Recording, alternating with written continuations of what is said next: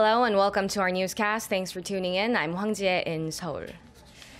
Our top story this morning, a new report shows that the number of North Koreans defecting to South Korea has shot up this year. It marks the first time the number has increased since the regime's leader Kim Jong-un came to power around 4.5 years ago. For more on what might be leading the exodus, Connie Kim reports. Tough international sanctions on North Korea appear to be taking a toll on North Koreans, with more of them taking the ultimate risk and fleeing to the south.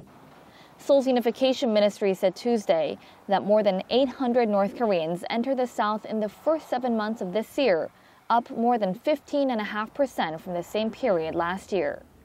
Prior to this, the number of defections had been on a continuous decline since Kim Jong-un took the reins in late 2011. What's also noteworthy is a significant increase in the number of well-off North Koreans working abroad. These workers, part of the North's middle class, are set to send up to 90% of their monthly income to North Korea. There is speculation the strongest UN sanctions adopted against the North, following its nuclear missile provocations early this year, have choked cash flows into Pyongyang and destabilized the regime.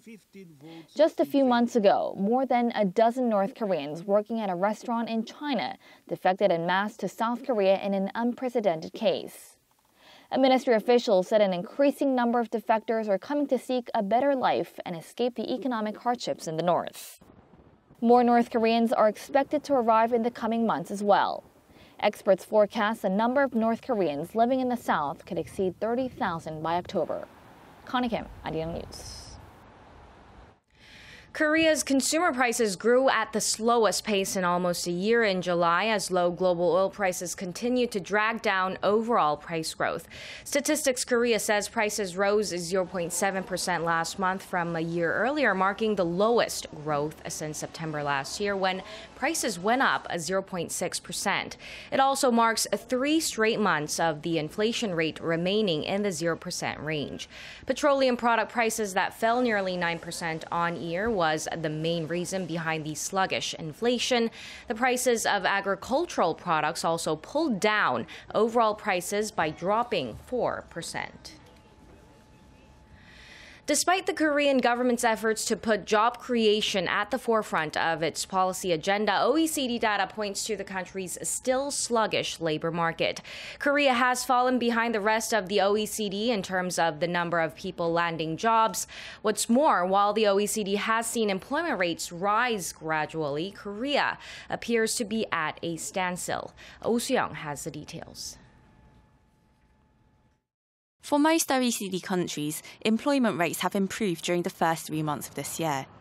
However, according to a report by the Korea Institute of Public Finance, the only country that bucks that trend is Korea. Using OECD data, the report shows the average employment rate for member countries was 66.8% in the first quarter, 0.3 percentage points higher than the previous quarter. The Eurozone saw growth of 0.4 percentage points, reaching 64.7%.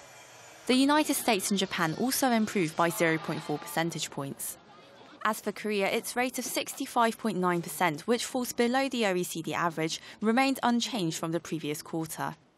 However, the latest numbers from Statistics Korea show employment is back on the growth path with improvements in June, rising 0.5 percentage points on year, hitting 67%. Still, there are concerns that the employment rate will take another tumble in the second half, as the fallout of corporate restructuring in Korea's ailing shipping industry hasn't been reflected. The employment rate for Gyeongsangnam-do Province, Busan and Ulsan, Korea's major shipping ports, are believed to be on a downward trend, having fallen as much as 0.7 percentage points in June. Oh Soo-young, Arirang News. Shifting gears to international news, responding to a request by the UN-backed government, the United States has launched airstrikes on the Islamic State militant group's stronghold in the Libyan city of Sirte. This marks the first time that American jets have directly come to the aid of government forces currently fighting ISIS militants. The Pentagon says the airstrikes on Monday, which were authorized by President Obama, hit ISIS vehicles and a tank, causing heavy losses. A spokesperson added that more U.S. airstrikes will follow in order to make a decisive strategic advance against the extremist group. The steamy summer heat continues to have Korea in its grips today. The daily low in Seoul, Daejeon, and Gwangju started out at 26 degrees Celsius. The high in the capital will reach up to 32 degrees Celsius in the middle of the day, while most regions will also see the mercury rise well past 30 degrees. Heat wave warnings remain in place almost everywhere nationwide.